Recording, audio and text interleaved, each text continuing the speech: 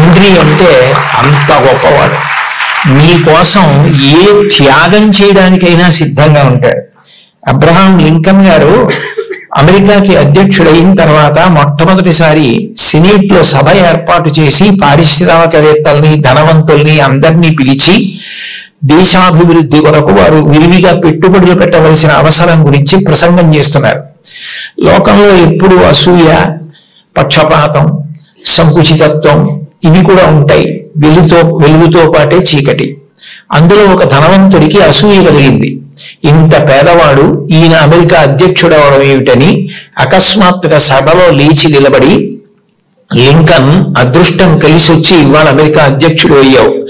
నేను వేసుకున్న ఈ బూటు మీ నాన్నగారు కుట్టింది అని బూటు చూపించాడు. అందరూ ఆశ్చర్యపోయారు. అబ్రహాం లింకన్ కూడా హతాశుడయ్యారు ఒక్క నిమిషం.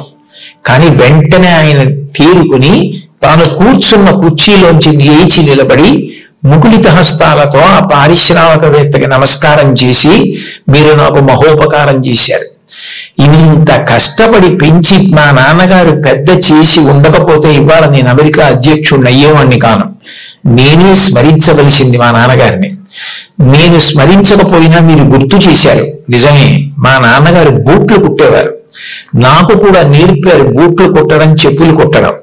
ఎప్పుడైనా మీ బూటు మీకు వదిలిపోతే నాకొక్క ఫోన్ చేయండి. నేను అమెరికా అధ్యక్షుడినైనా ఆయన కొడుకుని. ఆయన కుట్టిన బూటుకి మరమ్మత్తు చేయడం నా అదృష్టంగా భావించి మీ ఇంటికి వచ్చి మరమ్మత్తు చేసి వెళతాను. అది నా తండ్రికి నేను ఇవ్వగలిగిన కితాబ్ అన్నారు. సభ అంతా కరతాళ ధ్వనులు మారిమోగిపోయింది. అది తండ్రికి అబ్రహాం